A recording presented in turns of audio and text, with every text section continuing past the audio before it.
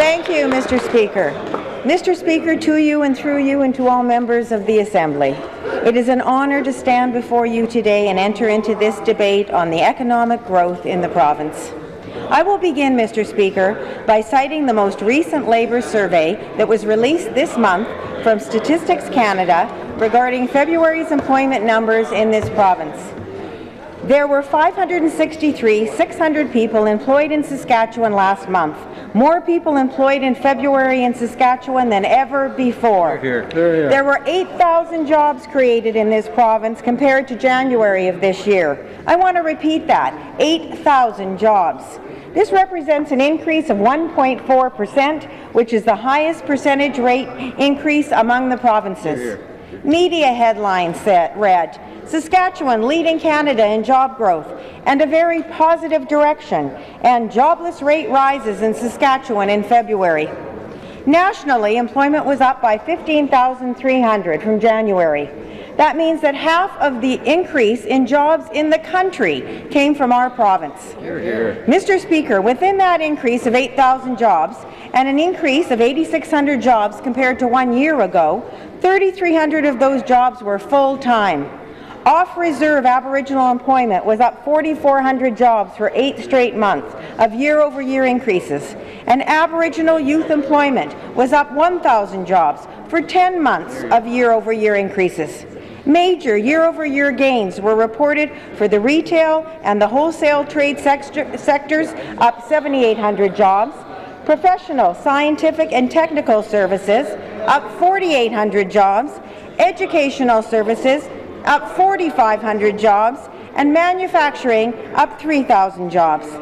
Mr. Speaker, it is most exciting to see that manufacturing sales in Saskatchewan were up 5.4%, seasonally adjusted between November and December last year, the highest percentage increase among the provinces.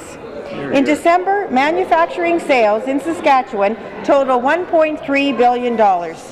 Year-over-year manufacturing sales were up 11.9%, which was the second highest among the provinces.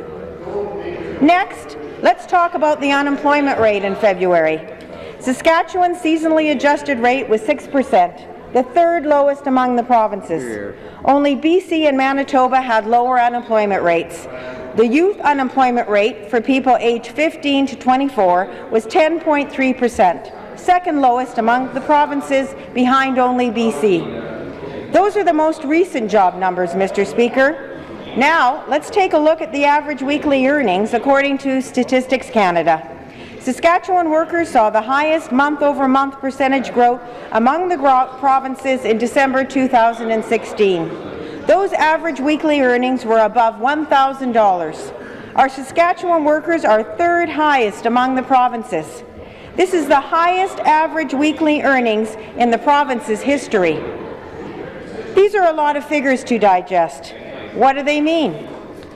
They mean that despite the slowdown in the resource sector that has impacted government revenues, Saskatchewan is leading the nation with Canada's highest rate of job growth. They mean that despite the recent economic challenges, the men and women of Saskatchewan continue to work hard to contribute to the economic prosperity of the province. They continue to believe that hope beats fear. Mr. Speaker, we have 3 daughters.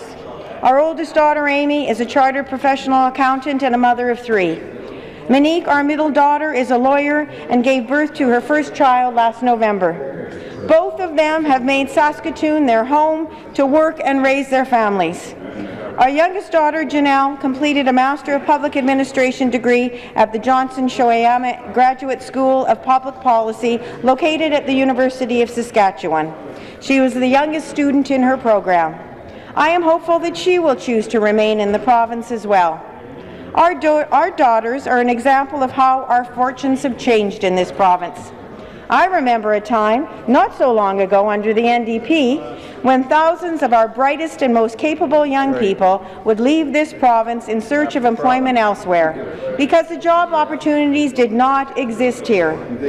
Thanks to the hard work of our government, young people are choosing Saskatchewan to be their home after graduation.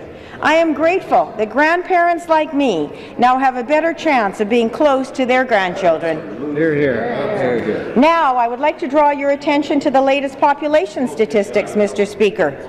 The 2016 census population figures that were released in February by Statistics Canada show that Saskatchewan grew by 64,971 people in the past 5 years.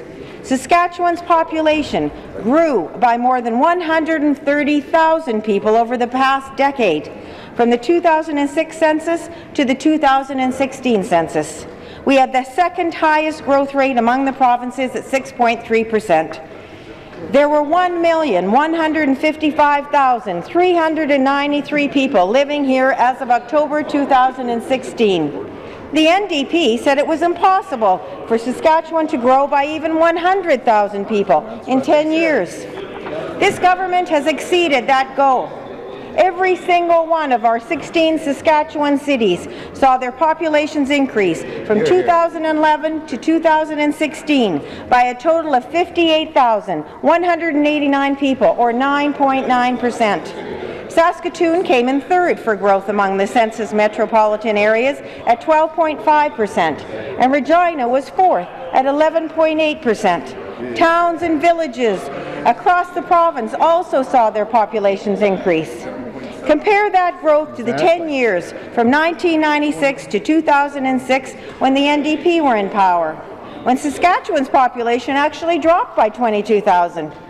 That is a stark difference, Mr. Deputy Speaker. Gone are the days when Saskatchewan's greatest export was the people who called Saskatchewan home. We have seen unprecedented growth and investment in this province. Statistics Canada forecasts total capital investment will reach $14.5 billion in 2017, an increase of 76% since 2007.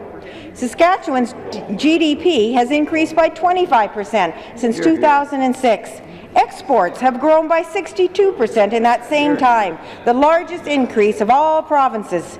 In the past decade, the mining industry has invested close to $30 billion, and the uranium industry has invested $4.8 billion. Agriculture exports have grown by 186% over the past 10 years. That is a remarkable achievement. We have over 750 more doctors practicing in this province since 2007. That's a 44% increase. Let's not forget that the Fraser Institute's 2016 annual global survey of mining executives ranked Saskatchewan as the most attractive place in the world for mining companies to invest. When the Fraser Institute surveyed petroleum sector executives last year, Saskatchewan ranked fourth in the world as the most attractive place for oil and gas companies to invest, behind only Oklahoma, Texas, and Canada. So how did this happen, Mr. Deputy Speaker? Did a fairy godmother wave a magic wand over Saskatchewan to create 8,000 jobs in 1 month, or increase our population to over 1.1 million people? The benefits of growth and investment in Saskatchewan allow for greater investments in our quality of life. How do we explain that the investment, the likes that we have never before witnessed in this province? The policies of this Saskatchewan Party government, that's how. Policies that make Saskatchewan a good place to start and grow a business. Policies that attract, train, and develop a skilled workforce. Policies that support increased trade, increased investment, and increased export through engagement with international markets. Policies that advance the strength of our natural resources. Policies that encourage people to move to our province rather than move out of our province. 1 minute. Policies that invest in the infrastructure that is required for growth. We know that an increase in population means that there will be greater demands on healthcare, education, social services, and infrastructure. I would like to quote our Premier. Obviously, given the current fiscal situation, a growing population presents some challenges for our province. But I would much rather be facing the challenges of growth than the challenges of decline and growth. I couldn't agree more. We know that as government we have more work to do. While we are seeing indicators that our economy is showing signs of growth, this government faces some difficult but necessary decisions with the budget next week to address our significant resource revenue shortfall. But these latest job numbers and our growing population reflect that we are moving in the right direction.